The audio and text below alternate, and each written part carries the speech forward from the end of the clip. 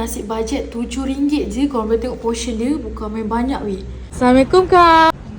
Kak ke yang jual nasi bajet RM7 boleh dapat nasi, lauk dengan sayur kak? Ya. Ada berapa lauk kat sini kak? Banyaknya. Ada dalam 20. Kalau dalam bajet RM7 saya boleh dapat lauk apa? Masak merah boleh. Tempoyak, ayam kunyit, daging kunyit. Sambal paru. Beli dengan sayur lah kan kak kan? Ya. Sayur apa ada kak? Cendawan, kangkung goreng, kubis bunga, kacang botol. Okay, kalau macam tu saya nak satu kak. Paru, kacang botol. Mungkin nasi banyak lah kak Biar kenyang sikit. Kau tengok banyak ya kak. Sayur pun banyak. Sambal? Sambal apa ada kak? Sambal ayam penyet. Campur sambal boleh? Boleh.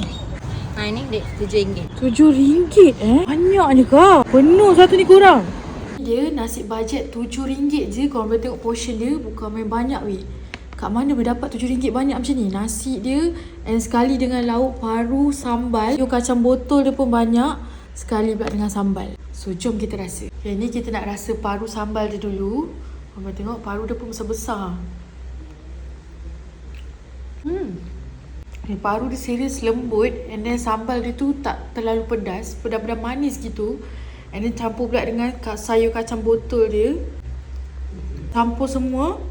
Dia punya sambal, punya paru, sayur.